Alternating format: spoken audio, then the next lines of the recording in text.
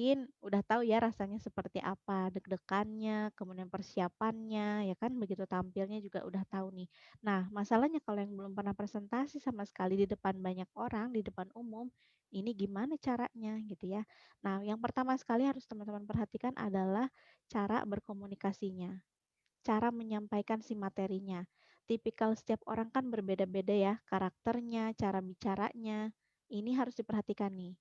Karena sebagai presenter yang baik, kita harus bisa membuat si audiens kita ini paham dan juga mengerti dengan apa yang kita sampaikan. Gitu ya, intinya begitu ya untuk komunikasi. Nah, sekarang caranya lagi gimana sih?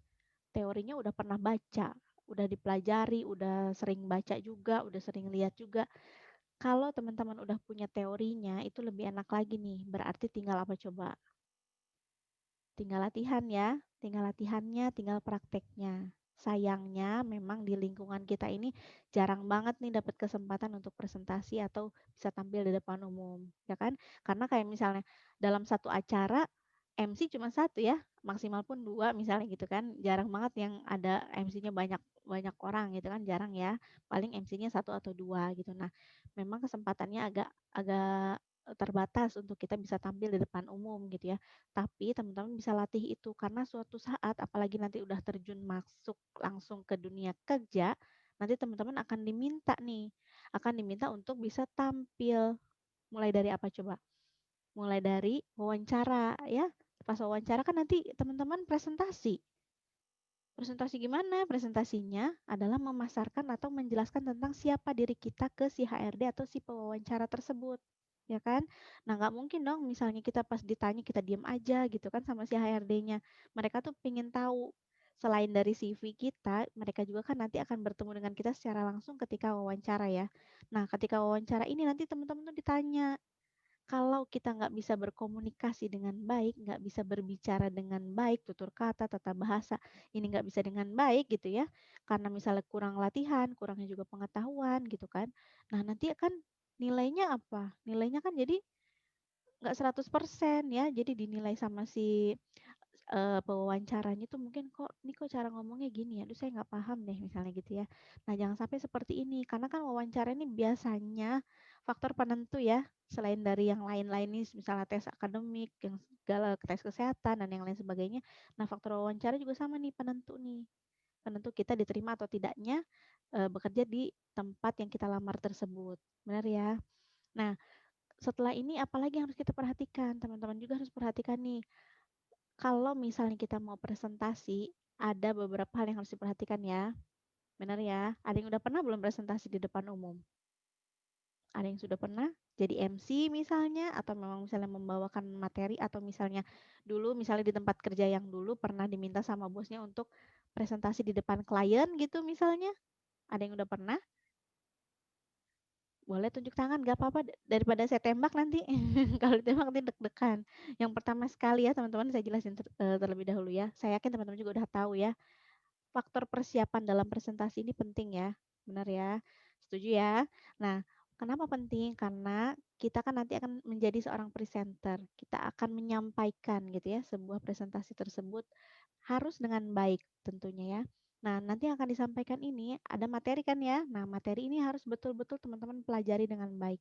Jangan sampai materinya sendiri kita nggak tahu gitu kan nggak lucu ya, kita yang mau jadi presenter, kita yang mau menampilkan presentasi tapi materinya aja kita nggak kuasain. Nah jangan sampai itu terjadi gitu ya.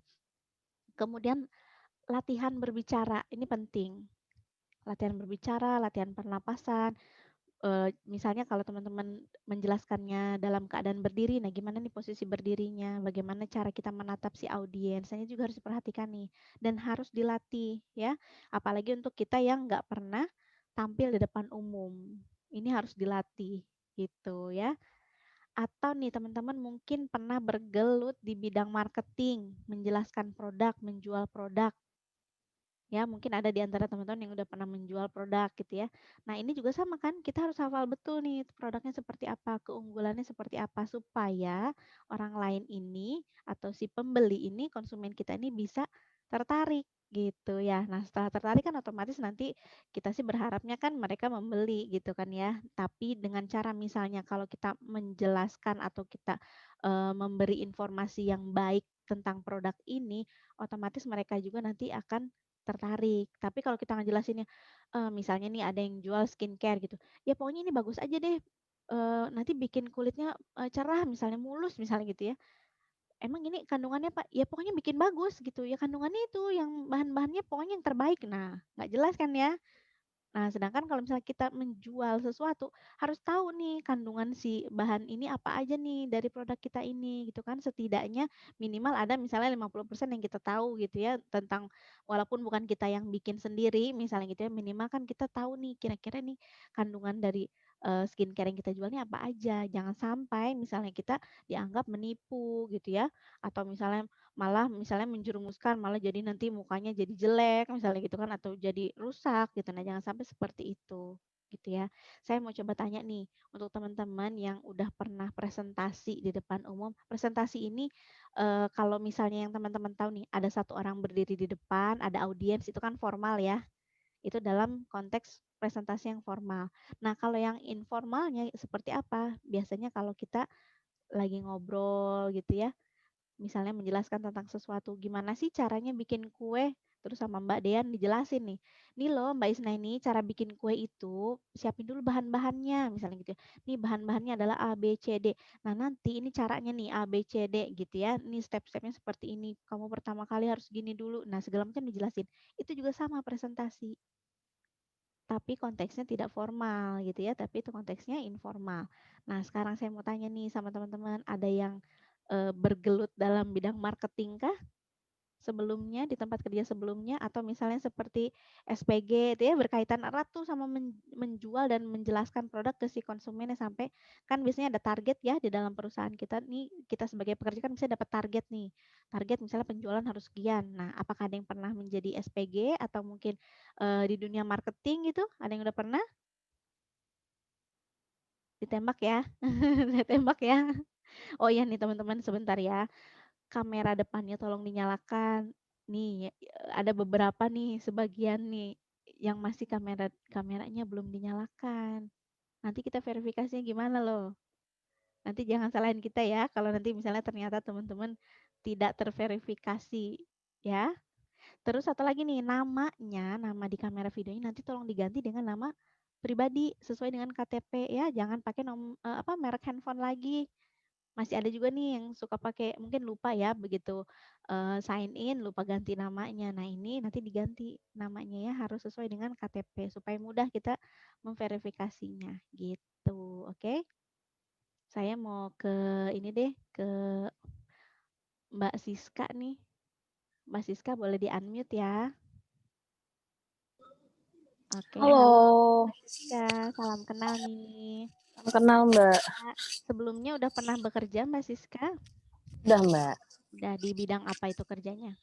Saya kerjanya macam-macam nih Mbak. Di rumah sakit Macam-macam? juga pernah, di rumah sakit Oke, juga pernah, terus heeh, di perbankan, terus sekarang lagi bekerja di salah satu perusahaan mhm. alat berat, Alat berat sebagai mm, admin marketing. atau oh marketing. Ah, cocok nih. Gimana nih sebagai marketing menawarkan ya kan otomatis menawarkan ya produk yang ada di perusahaannya ke klien atau ke Mm. konsumennya. Cara Mbak Siska kasih contoh kita satu aja nih supaya teman-teman ada gambaran nih dalam bukti nyatanya gitu ya menjelaskan produknya seperti apa silahkan. Ya, yang pertama yang kita harus kuasai itu Ya, kita harus tahu knowledge-nya kita apa, barang kita betul. jual itu apa. Mm, Nah itu harus pertama yang paling. Yang kedua percaya diri aja sih Mbak. percaya diri betul. Percaya diri kita mau Mm. gimana pun itu yang jelas kita harus kelihatan lebih pinter daripada konsumennya kita. Iya betul banget. Mm-mm. Terus apa Terus lagi nih? terus selanjutnya mm, pinter ngomong sih Mbak. Pintar ngomong ya. Ini Iya, Mbak Siska nih cara bicaranya juga udah bagus nih menurut saya. Ini berarti kan Mbak Siska sudah sering ya, sudah sering melakukan komunikasi dengan orang lain, tata bahasa, cara cara bicaranya, kemudian apa ya tone apa intonasi ya, intonasi misalnya naik turun suaranya juga udah bagus nih. Berarti udah sering iya. melakukan gitu ya. Nah, teman-teman Kebetulan juga udah pernah jadi penyiar radio juga sih, Mbak. Oh, pantesan. Jadi udah tahu ya gimana caranya berbicara tuh yang bisa menarik perhatian orang lain. Ya kan kalau apalagi kalau di radio kita nggak tahu ya, nggak ketemu, nggak face to face begini kan, cuma yang Iya, cuma dengar suara, suaranya aja. Nah, kalau suaranya bener. kurang menarik, otomatis kan orang nggak mau ngedenger ya, gitu kan. Tapi kalau suara kita misalnya bisa kita atur gitu ya dengan baik, itu otomatis nanti orang lain juga akan tertarik. Oke nih Mbak Siska, makasih banyak ya sharingnya. Ya terima Saya mute kasih. lagi nih. Nah, itu ya teman-teman ya. Betul sekali nih kata Mbak Siska. Percaya diri ya. Susah ya, susah. Percaya diri itu harus dilatih dan harus, sering gitu ya, sering berinteraksi dengan banyak orang supaya kita juga lebih, eee, bisa menambah gitu ya rasa, percaya dirinya. Nah, gimana nih kalau misalnya kita yang jarang banget bergelut dengan orang lain, artinya jarang banget ketemu sama orang banyak, melatihnya seperti apa? Nggak usah susah-susah ya, ngomong aja dulu di depan cermin. Atau di videoin deh pas lagi ngomong videoin, pakai kamera depannya divideoin, cobain, lihat gitu ya, hasilnya seperti apa, apakah kita, "Kok kayaknya ngomongnya kayak gini ya, kayaknya jelek deh, ulangi lagi deh, ulangi lagi," sampai ketemu yang baiknya atau yang bagusnya. Lebih enak lagi kalau teman-teman punya rekanan gitu ya untuk sharing, itu juga lebih enak tuh, supaya kan nanti langsung ya, "Ih jangan gitu dong ngomongnya," gitu kan, "Coba betulin deh," misalnya gitu. Nah itu juga, sama tuh bisa dijadikan apa ya, untuk teman-teman bisa dijadikan sebagai, tempat untuk latihan gitu ya, atau ibu bapaknya gitu di rumah suruh duduk misalnya gitu, kita berbicara di depannya mereka gitu, tentang apa aja, jelasin apa aja gitu kan, supaya nanti kita terlatih untuk ngomong atau untuk bicara gitu ya. Karena susah, susah sekali untuk menjadi misalnya pembicara seperti saya misalnya kayak sekarang ini agak sulit juga nih untuk teman-teman misalnya yang belum pernah berbicara di depan umum. Walaupun walaupun nih kita nggak ketemu langsung, tapi kalau misalnya kita nggak percaya diri nih, misalnya saya nggak percaya diri, terus saya juga nggak nyiapin materinya dengan baik misalnya, otomatis nanti yang akan saya sampaikan juga nggak akan nyampe nih ke teman-teman, gitu ya.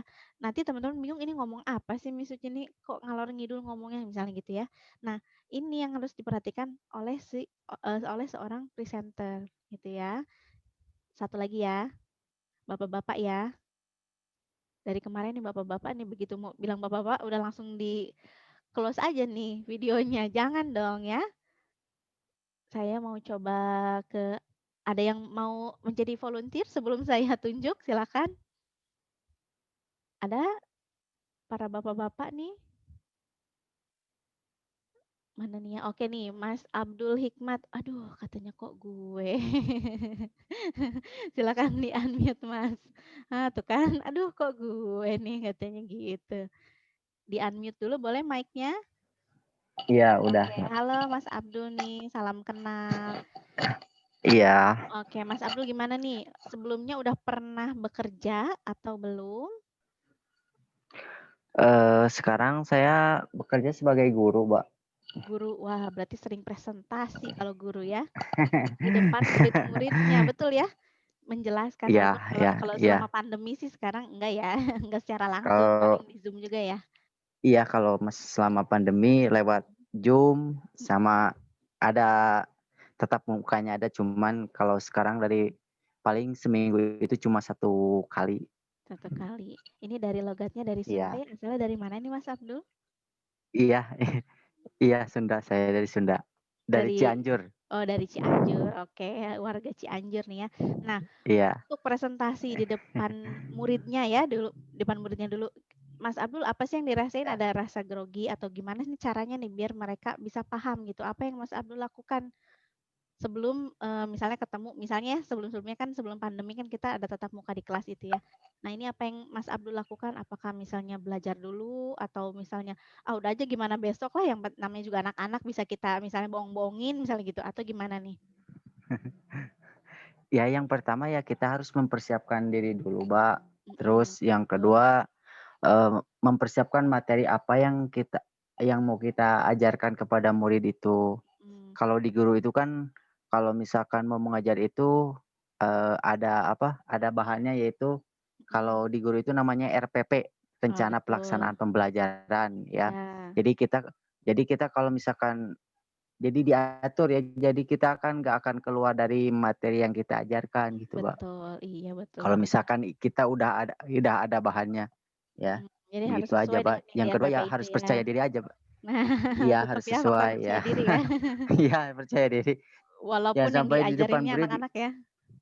iya, kan Mhm. masa kita harus membodohi anak orang kan, nggak Iya, mungkin lah. jangan dong. Oke deh Mas Abdul, Iya, makasih banyak iya, ya. iya, Sama nih sama-sama, berarti Mbak. ya. Sama ya intinya ya, percaya diri ya. Itu itu yang harus teman-teman bangun terlebih dahulu sebelum melakukan presentasi. Percaya diri. Susah-susah gampang sebenarnya. Tapi kalau kita sering berlatih, kalau misalnya teman-teman punya kesempatan untuk berbicara di depan umum, ambil aja. Ya, misalnya nih Mbak Husnul Khotimah, Husnul besok ada pengajian nih di rumah, mama nggak tahu nih siapa yang jadi MC-nya, nanti kamu yang jadi MC-nya. Ih jangan dong mah, malu ah, ngapain sih, yang lain aja misalnya ibu siapa gitu. Nah jangan lagi kayak gitu. Oh ya udah mah, gak apa-apa, aku yang jadi MC-nya misalnya gitu. Nah ambil kesempatan itu. Kadang loh ya, jangan ini ya maksudnya, coba deh teman-teman perhatiin. Kadang walaupun orang yang di depan kita nih atau kita misalnya sebagai presenter di depan kita cuman ada 5 orang pun, kalau itu baru banget pertama kalinya kita berbicara, itu bikin kita grogi banget loh. Ya kan? Bikin kita kadang malah jadi down, aduh ngomong apa ya, padahal cuma 5 orang doang misalnya gitu ya. Nah, apalagi nanti teman-teman kalau misalnya memang di dunia marketing ketemunya nih sama klien-klien besar ya, yang notabene yang udah misalnya sering banget ketemu presentasi-presentasi yang memang udah handal gitu ya.